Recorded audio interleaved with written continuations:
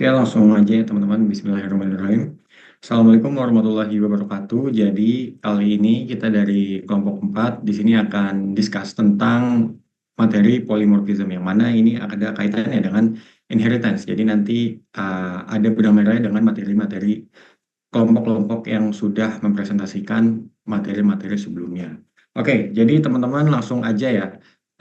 Boleh perkenalan diri terlebih dahulu. Nama saya Muhammad Basal Tafa. Lalu silahkan teman-teman kelompok 4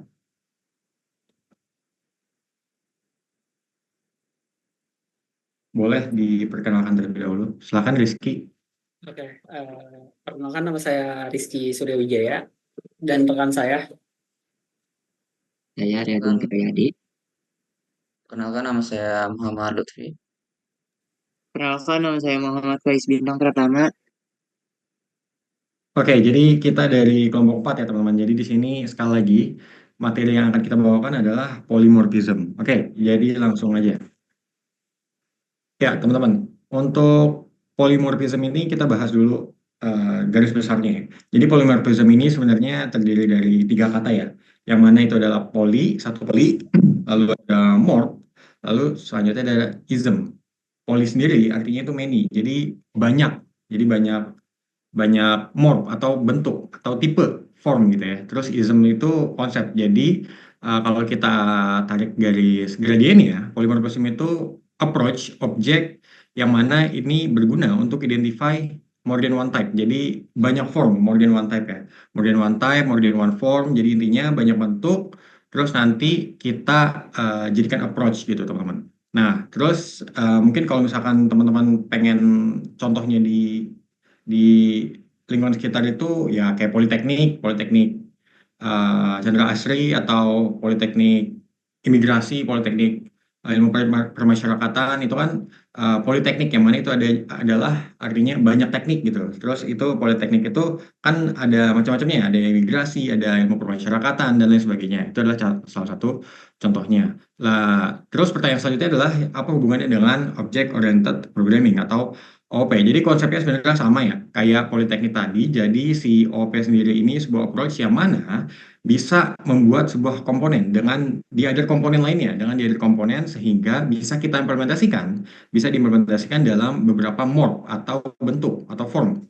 Jadi nanti ada yang namanya overriding atau bahkan overloading. Nah, nanti terkait dengan masing-masing komponen itu akan dijelaskan di sesi selanjutnya nanti ada. Oke, jadi langsung aja kita by example aja belajarnya. Jadi teman-teman, polymorphism itu intinya nama metodenya sama, tapi actionnya yang berbeda gitu. Nama metodenya sama, action yang berbeda. Teman-teman harus tahu di sini dulu ada yang namanya parent, ada yang namanya child. Parent itu ya sebagaimana artinya ya, orang tua.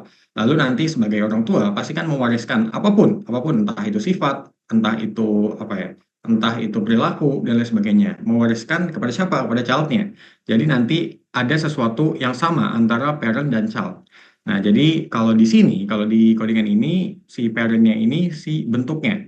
Bentuknya. Jadi di dalam bentuk itu sendiri itu kan ada kayak ada rectangle, ada round, ada triangle dan lain sebagainya. Nah, itu di dalam bentuk sendiri itu ada macam-macamnya gitu, teman-teman. Nah, sebagai contoh ya, kita misalkan pengen ngitung luas dari si bentuk persegi ya, luas dari bentuk persegi. Nah, ini sebenarnya kita nggak perlu nulis satu-satu. Jadi dengan adanya si polymorphism ini, kita hanya menggunakan cara yang berbeda, tetapi dengan satu metode yang sama gitu, satu metode yang sama, tapi caranya atau action yang berbeda. Ini kan metodenya di sini luas ya. Terus nanti actionnya itu apa? Actionnya itu rumus luas. Misalkan persegi itu kan sisi kali sisi, terus ada persegi panjang atau rectangle itu kan P kali L ya, panjang kali lebar. Jadi kita nggak perlu declare masing-masing lagi. Jadi yang udah ada bisa kita gunakan. Jadi reusable code. Kayak gitu teman-teman untuk contohnya. Oke, selanjutnya alasan kenapa important untuk OOB, Object Oriented Programming. Alasan kenapa si polymorphism ini penting untuk OOB ya. Yang pertama pasti reusable code ya, karena ketika kita mau, contohnya ketika kita mau comparing dua nilai, contohnya seperti tadi ada persegi panjang, ada persegi, atau misalkan nanti ada triangle, itu ketika kita mau comparing value yang sama atau variabel yang sama, yang mana itu adalah luas ya tadi ya, yang mana itu adalah luas, itu kita nggak perlu masing-masing kita declare lagi, masing-masing kita tulis fungsinya seperti apa lagi. Itu kita hanya perlu reusable code yang udah ada. Jadi kita bedain aja actionnya, apa yang memang rumusnya. Misalkan tadi persegi itu kan sisi kan sisi, terus persegi panjang itu PKLL dan lain sebagainya. Jadi ini poin pertama atau reusable code. Selanjutnya adalah flexibility code ya. Jadi pastinya ketika kita sudah punya codingan parent class dan udah cukup kompleks gitu ya codingannya, misalkan codingannya itu udah cukup kompleks, otomatis kita kan males ya ngubah codingan ke atas lagi. Karena codingan sendiri udah kompleks, sudah panjang, dan udah malas kita mau ngecek atau meneliti satu-satu lagi. Nah, ini kita bisa gunain kode yang sama dengan action yang berbeda ya, sama lagi. Yang mana itu adalah reusable. Jadi, sama intinya poinnya adalah reusable code.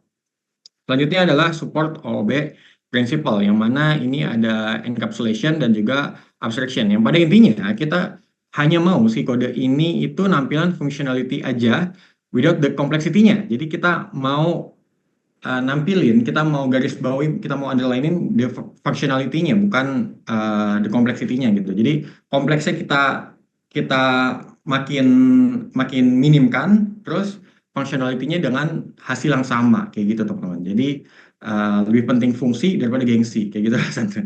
Oke, jadi in term of their functionality tanpa si complexity-nya kayak gitu teman-teman. Itu adalah terkait dengan polymorphism. Oke, selanjutnya kita bahas terkait dengan metode overloading dan juga overriding. Silakan. Selanjutnya di sini ada method overloading. Method overloading ini adalah konsep dalam pemrograman berorientasi objek atau OOP, khususnya dalam Java, di mana dua atau lebih metode dalam satu kelas memiliki nama yang sama tetapi berbeda dalam parameter, jumlah, tipe data, atau ukuran parameter. Nah, dengan overloading ini, kode menjadi lebih bersih, rapi, dan mudah dipahami karena pemrogram cukup menggunakan satu nama metode yang konsisten untuk berbagai kebutuhan. Overloading ini sering digunakan dalam situasi di mana satu aksi perlu dilakukan dalam berbagai cara. Nah, tujuannya adalah untuk membuat kode lebih bersih, rapi, dan mudah dibaca. Next.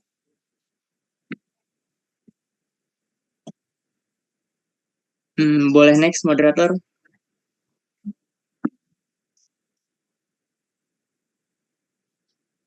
Selanjutnya ada contoh implementasi overloading dalam Java. Nah, bisa kita lihat di sini ada contoh codingan sederhananya, nanti lebih jelasnya akan dijelaskan oleh Lutfi. Jadi penjelasan dari kode ini adalah ada metode bersuara dipanggil tanpa parameter, suara umum hewan. Lalu metode bersuara string jenis, suara berdasarkan jenis hewan. Lalu ada metode bersuara string jenis integer jumlah, mengulang suara berdasarkan jumlah. Next.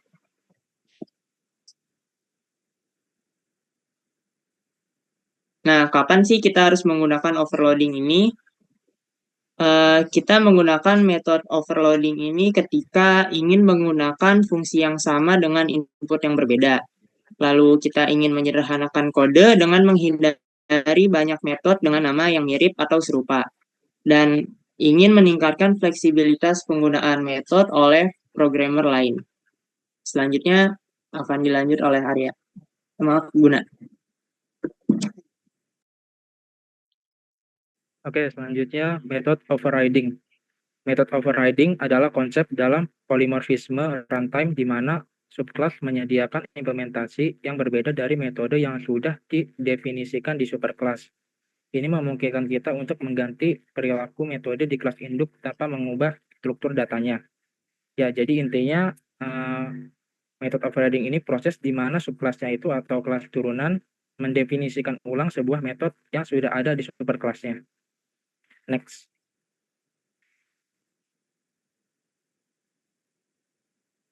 Oke, ini contoh implementasi overriding secara sederhana. Metode bersuara di kelas kucing mengoverride metode bersuara dari kelas hewan. Nah, jadi metode bersuara di subclass yaitu kelas kucing itu di-override dengan implementasi baru. Dan suaranya itu meong-meong gitu. Nah, di situ juga kalian bisa lihat di kelas kucing ada add override. Nah, keyword add override ini digunakan agar compiler tahu bahwa metode ini menggantikan metode di superclass. Nah, karena kita menggunakan referensinya dari kelas induk, yaitu hewan 2 sama dengan new kucing. Nah, jadi metode yang dipanggil itu versi dari subkelasnya, yaitu dari kelas kucing, bukan dari superkelas. Itulah yang disebut runtime polymorphism. Nah, runtime polymorphism ini yaitu saat program menentukan metode mana yang dijalankan berdasarkan objek sebenarnya saat runtime. Itu kira-kira contoh implementasi sederhananya, nanti bisa lihat yang expertnya di praktek ya. Next.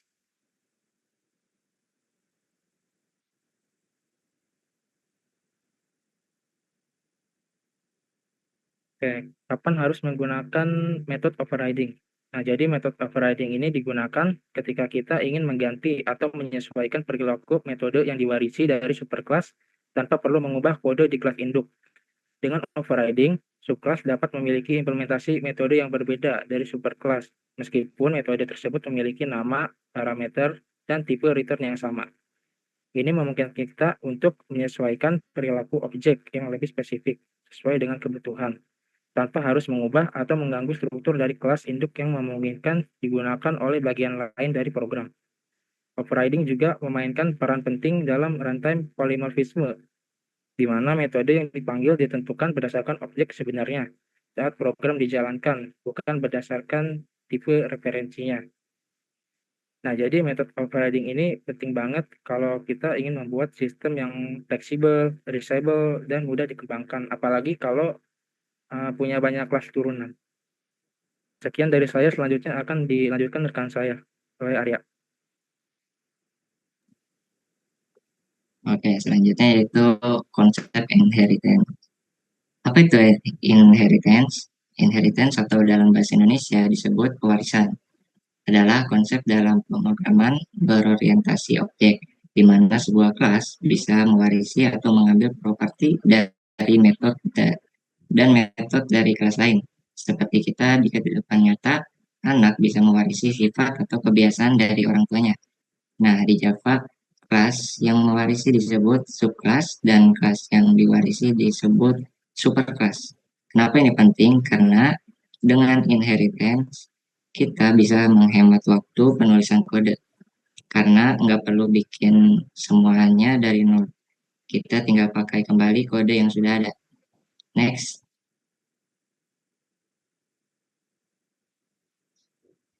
Contoh pewarisan dalam Java. Nah, di Java, kita bisa menggunakan keyword extend untuk membuat pewarisan. Misalnya kita punya kelas hewan yang mempunyai metode suara. Lalu kita bikin kelas kucing yang mewarisi dari hewan. Maka kucing akan otomatis punya metode suara. Walaupun kita nggak menuliskannya lagi. Dari contoh ini kita bisa lihat bahwa kelas kucing bisa pakai metode suara milik hewan karena dia mewarisinya. Selain itu, kucing juga bisa mempunyai metode sendiri seperti suara kucing.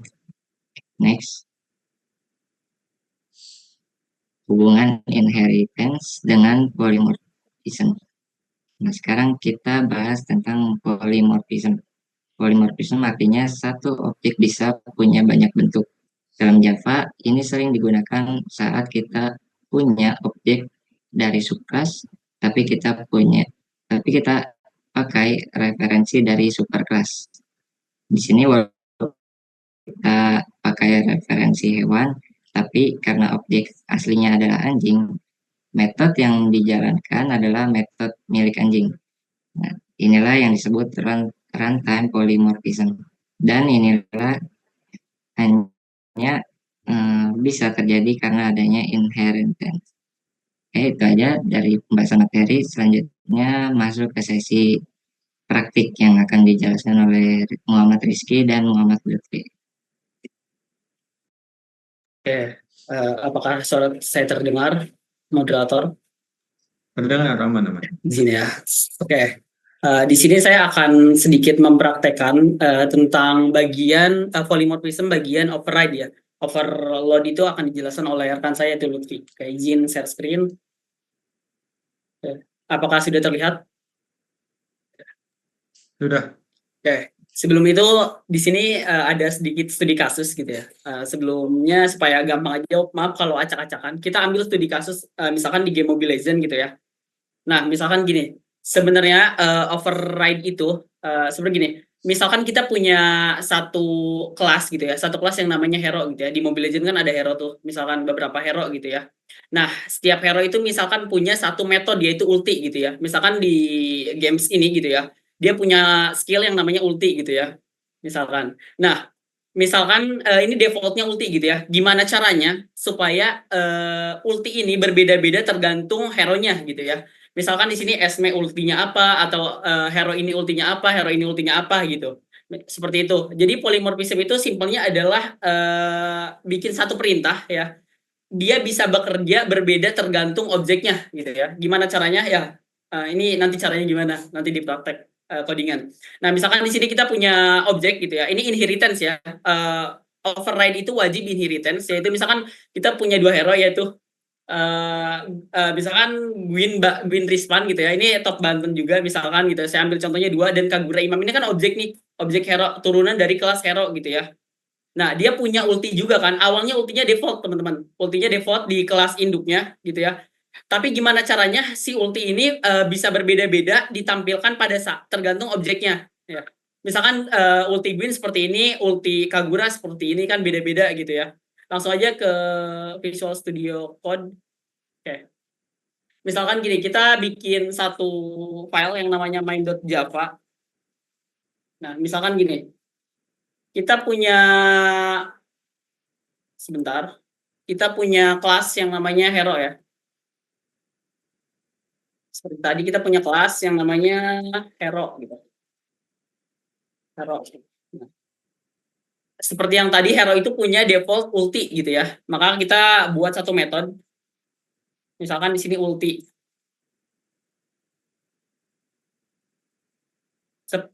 Nah, kita print dulu misalkan kita print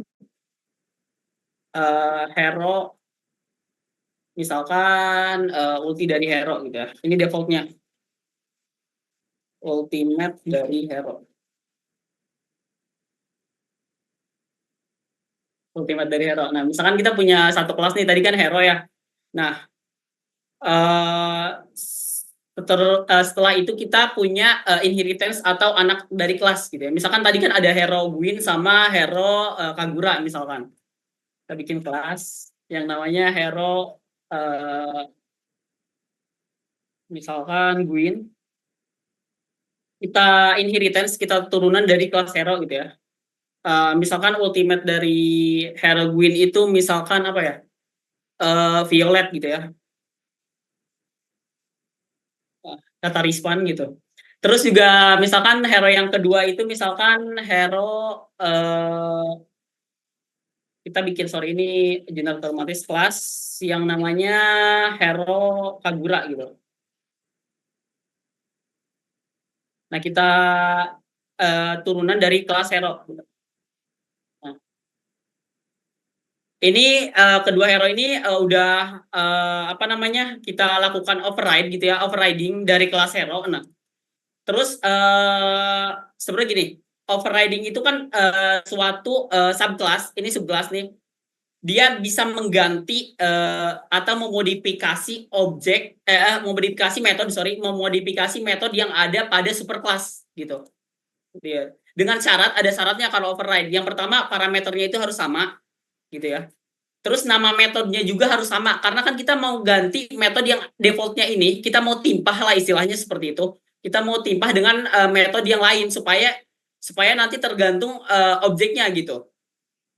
Nah, terus di overriding juga kita ada yang namanya oleh Java telah disediakan satu notasi gitu ya. Misalnya di sini override gitu.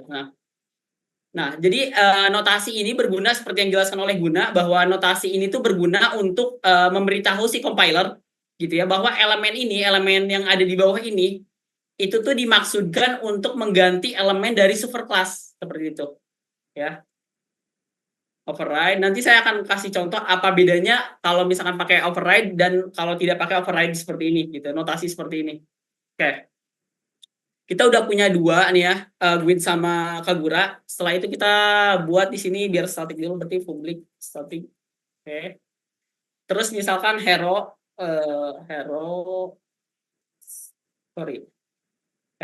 dengan hero 1 sama dengan new, berarti kan new hero Gwyn, dan jangan lupa titik koma hero 2 misalkan Kagura. Nah, kita panggil dulu, berarti kan kita kalau kita pengen mengeluarkan ulti berarti kan hero 1 dot ulti sama hero 2 dot ulti. Nah, seperti ini. Oke. Jadi kalau kita run walaupun dia metodenya ulti, dia akan nyari dulu ke subclass. Karena kita udah mengoverride ya. Mengoverride atau memberitahu kepada si program bahwa ini tuh dimaksudkan untuk mengganti atau mengganti yang ada di superclass, seperti itu. Coba kita run. Nah, ultimate dari hero Gwyn, Violet, ultimate dari hero Kagura misalkan ini deh, payung lah lebih simpelnya, saya kurang tahu juga untuk ulti Kagura, mungkin bisa tanya Imam. Oke. Lalu apa yang akan terjadi jika kita tidak pakai anotasi override gitu ya? Misalkan ini dihapus gitu ya.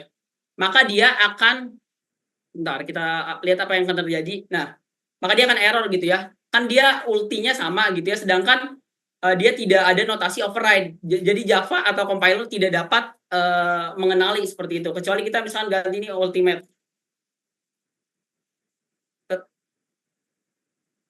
Nah, maka ini tidak akan terbaca karena kita tidak melakukan override gitu ya, atau overriding kalau kata kerjanya override. Jadi dia akan ngambil defaultnya di kelas. Jadi dia nyari di superclass doang, di superclass. Kalau di subclassnya dia tidak ada gitu ya. Seperti itu simpelnya. Kalau kita pakai override di sini, maka dia akan error, teman-teman. Nah, karena metode yang ada di sini harusnya sama metode yang ada di superclass ulti, malah dia berbeda gitu ya. Jadi itu salah satu fungsi override gitu ya dalam Java dan anotasi override sendiri gitu ya. Mungkin itu saja yang bisa saya jelaskan dari metode override gitu dari Java. Selanjutnya adalah overload yang akan dijelaskan oleh rekan saya itu Lutfi. Terima kasih. Baik, terima kasih kepada rekan saya Rizky. Selanjutnya saya akan menjelaskan tentang sedikit praktik dari overload. Ini.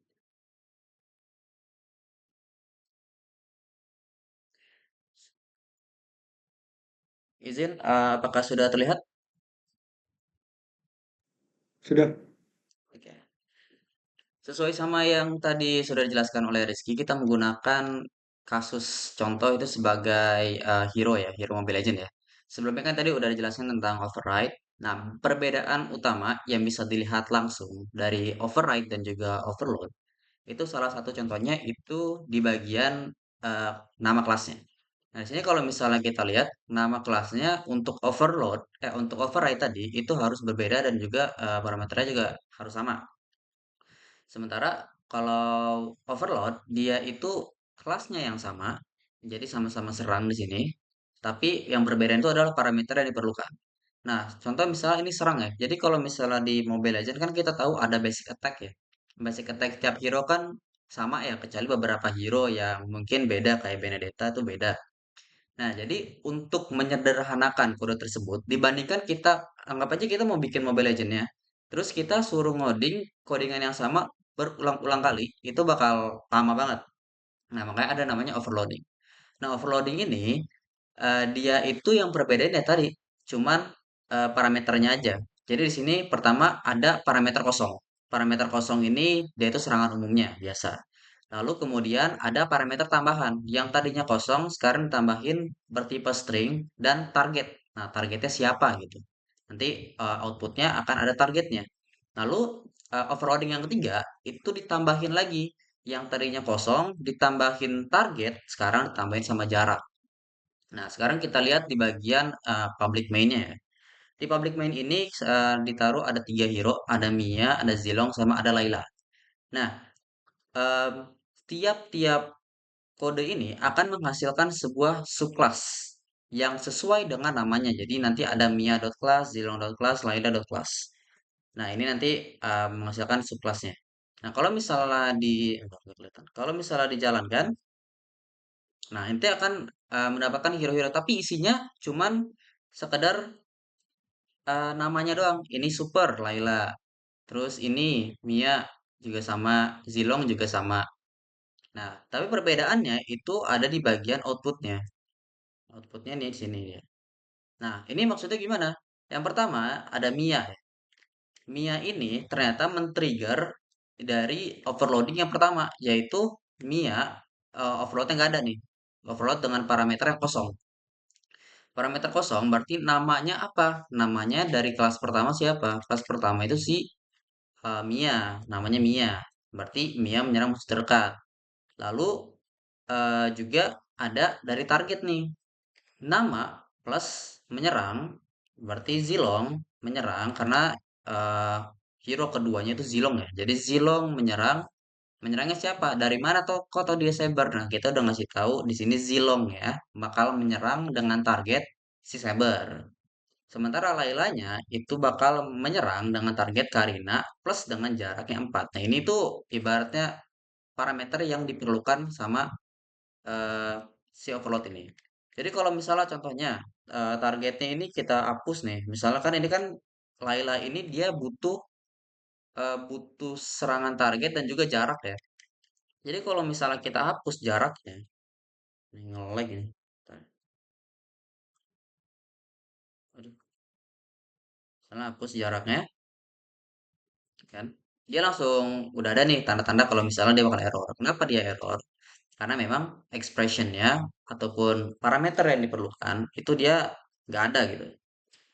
Nah, terus kemudian kalau misalnya kita bertanya nih, ini untuk apa sih gunanya buat apa? Hero class ini buat apa gitu? Nah, hero class ini ibaratnya menyimpan semua kode-kode basic dari kelas hero. Yang dimana kelas hero ini ya Layla itu hero, Mia hero, Zilong pun hero. Tujuan dari dilakukan overloading ini ya kayak tadi, itu digunakan untuk menghemat menghemat kode yang harusnya ini kan 58 ya. Tapi kalau misalnya kita tulis satu-satu dari Laila, Mia, Zilong, satu-satu tulis ini semua, mungkin bisa ratusan atau mungkin sekitar 100 atau 200 kode tuh bisa. Nah, ini kalau misalnya lihat, nah jarak ada 4 nih. Kenapa sih jaraknya 4?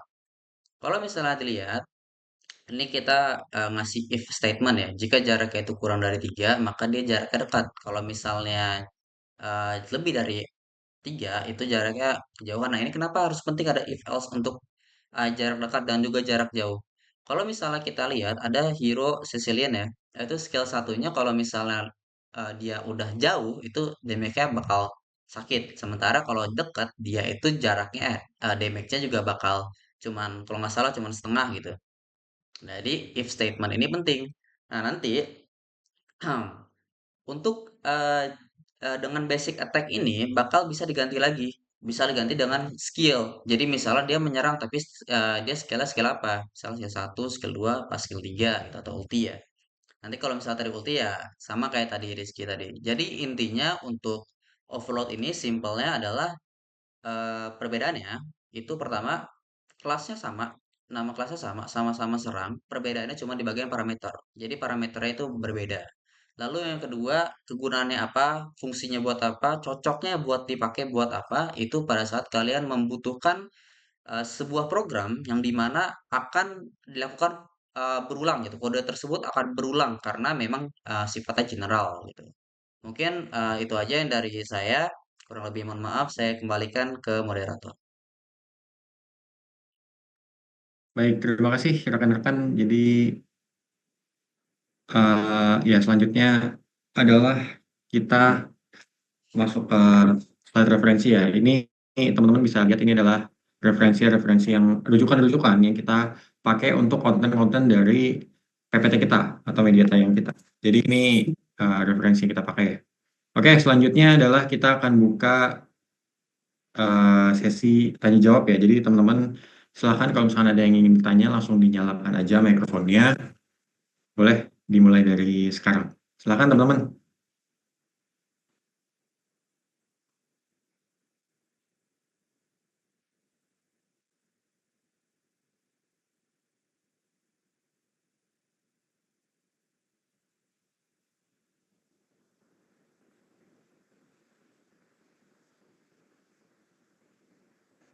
Oke, silakan teman-teman ditunggu sampai jam 24.07 ya, 24.07. Kalau misalnya tidak ada, kita sudah. Saya mau bertanya, Bang.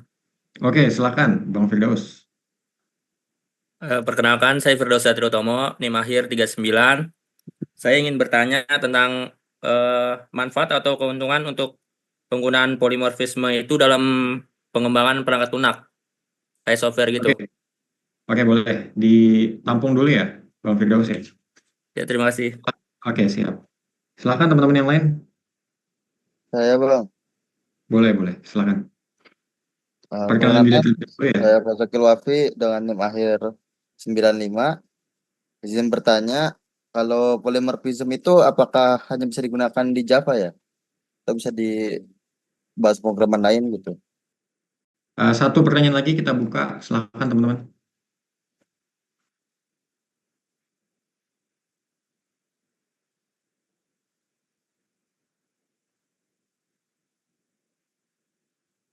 Ditunggu sampai 24.06. Kalau memang tidak ada, kita langsung jawab.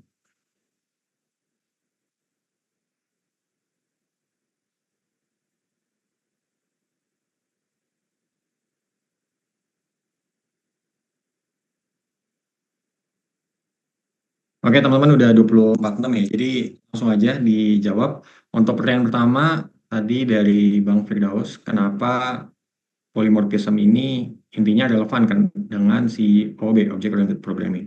Ya, ini sebenarnya udah tadi sempat disinggung ya. Kenapa ini important? Karena yang pertama ini kodenya reusable, atau tadi yang si Mas Lutfi bilang, ini kodenya sifatnya general. Jadi teman-teman bisa pakai ketika memang codingan teman-teman itu kompleks dan juga banyak. Nah, ini bisa di reuse untuk codingan-codingan yang memang metode sama dan juga pengen actionnya berbeda. Misalkan pengen hitung ini, pengen hitung luas, itu bisa teman-teman pakai dan mau pengen hitung luas dan juga pengen comparing apa nilai-nilai atau value-value yang dihasilkan itu bisa pakai si polymorphism ini karena dia sifatnya general ya tadi yang dibilang Mas Lutfi. Selanjutnya adalah fleksibel ya. Jadi kode ini fleksibel. Jadi ketika teman-teman udah malas ngubah lagi kode yang kompleks dan ya udah teman-teman tinggal pakai kode yang udah ada terus teman-teman ubah aja si actionnya atau perhitungannya teman-teman ubah. Selanjutnya, karena ini support OOB principle, yang mana itu tadi adalah encapsulation dan juga abstraction, yang mana pada intinya kodenya itu dia nampilin fungsinya ya, jadi nampilin fungsi kompleksnya juga minim kompleksitas, tapi fungsinya sesuai dengan hasil yang teman-teman inginkan. Jadi tanpa kode yang panjang, teman-teman bisa menghasilkan hasil yang sama seperti itu, teman-teman. Oke, gimana Bang Firdaus? Apakah sudah menjawab? Menjawab, terima kasih. Oke, sip, terima kasih. Boleh selanjutnya pertanyaan dari Wafi, silahkan teman-teman dari kelompok 4, ada yang ingin memberikan pendapat, silahkan. Saya boleh? Boleh, silahkan. Sebentar. Tadi pertanyaannya polymorphism ya, apakah hanya bisa di Java? Sebenarnya gini, polymorphism itu sebenarnya kan konsep umum dari OOP ya. Sebenarnya polymorphism itu bisa digunakan di bahasa pemrograman lain yang bahasa pemrogramannya itu mendukung OOP gitu. Selama bahasa pemrograman itu mendukung OOP gitu ya, pasti bisa menerapkan konsep polymorphism seperti misalkan bahasanya seperti yang saya ketahui C++ gitu itu mendukung ya C gitu ya. Ruby kayak gitu, Swift itu mendukung OOP gitu ya. Terlebih lagi Python juga sudah mulai masuk ke konsep OOP. Walaupun sebenarnya sangat disarankan gitu ya untuk OOP itu lebih ke bahasa pemrograman Java gitu ya, karena kan Java itu pencetus terlama gitu ya OOP seperti itu. Apakah menjawab Pawas, Akil, Wafi? Menjawab. Terima kasih. Sama-sama. Oke, terima kasih Mas Rizky yang sudah memberikan pendapatnya. Oke, teman-teman, karena sudah waktunya juga, udah malam juga, jadi ini adalah presentasi dari kelompok 4, yang mana sekali lagi pembahasannya adalah polymorphism. Terima kasih teman-teman yang sudah memberikan pertanyaan, yang sudah memberikan antusiasmenya, yang sudah hadir di malam hari ini. Terima kasih sekali lagi. Mohon maaf apabila kelompok 4 ada salah penyebutan kata atau bahkan menyebutkan kata yang tidak enak. Mohon maaf. Dan terima kasih teman-teman. Wassalamualaikum warahmatullahi wabarakatuh. Silahkan bergabung ke Enroom. Terima kasih teman-teman.